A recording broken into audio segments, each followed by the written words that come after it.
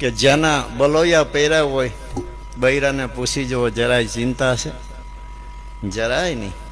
કારણ કે એમને કોકના બાના પહેર્યા છે, ધણીના બાના છે, એ ન ફકરી ફરી શકે અને ન ધણિયાનું કામ નથી. તો આપણે સાચા ધણીના બલોયા પહેર્યા છે, પણ સત્યના આધારે રહેજો, સત્વચનના આધારે જીવનમાં જે બોલો એટલું બને ત્યાં સુધી પાલન કરવાની કોશિશ કરો, અને પાલન ના કરી શકો તો પાલન થાય એટલું જ બોલવાની કોશિશ કરો. બેમાંથી જે સારું લાગે તે.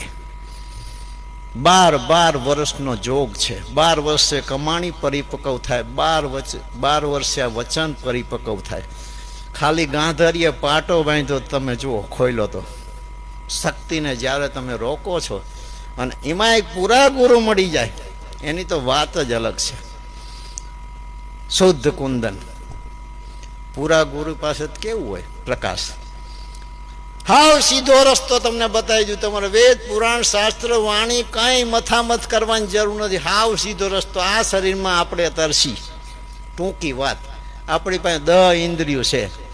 કેવી રીતે વ્યવહાર કરવો એટલું જ શીખવાનું છે. શું જોવાનું જોવું, શું સાંભળવાનું સાંભળવું, શું ઊંઘવાનું ઊંઘવું, શું ખાવાનું ખવાય, શું અડવાનું ઓડાય, શું કરવાનું કરાય. બસ આટલો હિસાબ તો મૃત્યુલોકમાં ખુલ્લમ ખુલ્લો જ છે. સમજી જાઓ. બધાને ખબર પડે છે આપણે આમાં છીએ, બચવાનું આટલાથી જ છે. તો હવે હાથે કોઈ દી ઉગરવાનો આમાં રસ્તો જ નથી. ગમે તેવી બુદ્ધિવાળાનો આ કામ જ નથી. અનુભવીના શરણે જ જવું પડે, ને જાયા પછી ડાપણ કરે એનું કામ નથી. સિર્ફ શરણાગતિ. ખોઈલો તો શક્તિને જ્યારે તમે રોકો છો અને એમાં એક પૂરા ગુરુ મળી જાય, એની તો વાત જ અલગ છે. શુદ્ધ કુંદન પૂરા ગુરુ પાસે કેવું હોય? પ્રકાશ. હાવ સીધો રસ્તો તમને બતાવી દઉં. તમારે વેદ પુરાણ શાસ્ત્ર વાણી કંઈ મથામથ કરવાની જરૂર નથી. હાવ સીધો રસ્તો. આ શરીરમાં આપણે તરસી. ટૂંકી વાત, આપણી પાસે 10 ઇન્દ્રિયો છે.